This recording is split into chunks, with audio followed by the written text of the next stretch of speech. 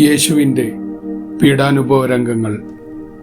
An Catherine എമറിച്ചിൻ്റെ ദർശനങ്ങൾ. അധ്യായം 3. പെസഹ ഭക്ഷിക്കാനുള്ള ഒരുക്കങ്ങൾ. ഹെബ്രോണിലെ ഹേലി ശിഷ്യന്മാരുമായുള്ള സംഭാഷണത്തിന് ശേഷം ഭവനത്തിലേക്ക് പോയി. ശിഷ്യന്മാർ വലത്തോട്ട് തിരിഞ്ഞ് മലയുടെ വടക്കേ ചെരിവിറങ്ങി സിയോനിലൂടെ നടന്നു നീങ്ങി.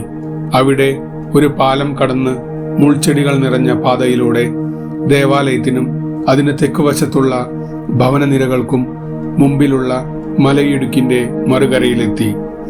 ഈശോയെ ദേവാലയത്തിൽ സമർപ്പിച്ചപ്പോൾ ദർശനം ലഭിച്ച ശിമയോന്റെ വീട് അവിടെയായിരുന്നു. അദ്ദേഹത്തിന്റെ പുത്രന്മാരിൽ ചിലർ ഈശോയുടെ രഹസ്യ ശിഷ്യന്മാരാണ്. അവർ അവിടെ തന്നെയായിരുന്നു താമസിച്ചിരുന്നത്. അവരിൽ ഒരാൾ ദേവാലയത്തിൽ ഏതോ ഔദ്യോഗിക സ്ഥാനം വഹിച്ചിരുന്നു. ഇരുണ്ട നിറവും നല്ല ഉയരവുമുള്ള അയാളോട് അപ്പസ്തോലന്മാർ സംസാരിച്ചു.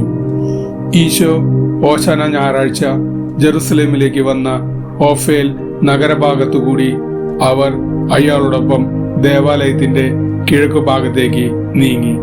ദേവാലയത്തിന് വടക്ക് വശത്ത് പട്ടണത്തിൽ ആടുമാടുകൾ വിൽക്കുന്ന ചന്തയെ ലക്ഷ്യമാക്കി അവർ നടന്നു.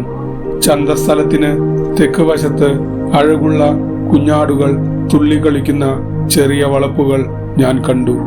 ശിമയോന്റെ മകൻ ഇതിൽ ഒന്നിലേക്ക് പ്രവേശിച്ചു. പെസഹ തിരുനാളിന് കുഞ്ഞാടുകളെ വാങ്ങിയിരുന്നത് ഇവിടെ നിന്നാണ്.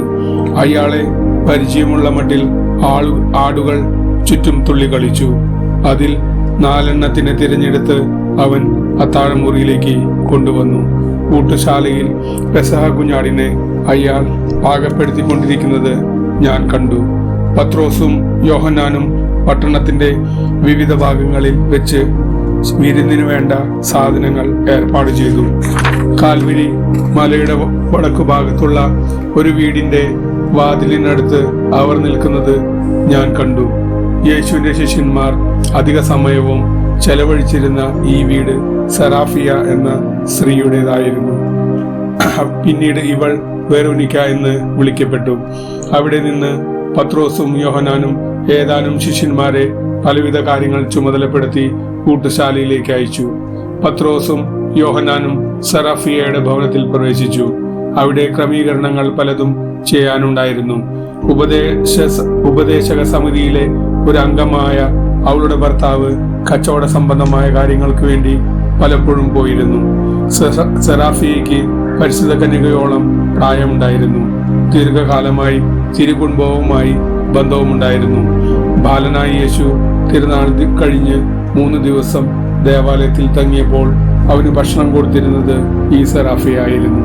അപ്പസ്തോലന്മാർ കൊണ്ടുവന്ന സാധനങ്ങളിൽ വിശുദ്ധ കുർബാന സ്ഥാപിക്കുമ്പോൾ നമ്മുടെ കർത്താവ് ഉപയോഗിച്ച കാസ പ്രത്യേകം ശ്രദ്ധ അർഹിക്കുന്നു.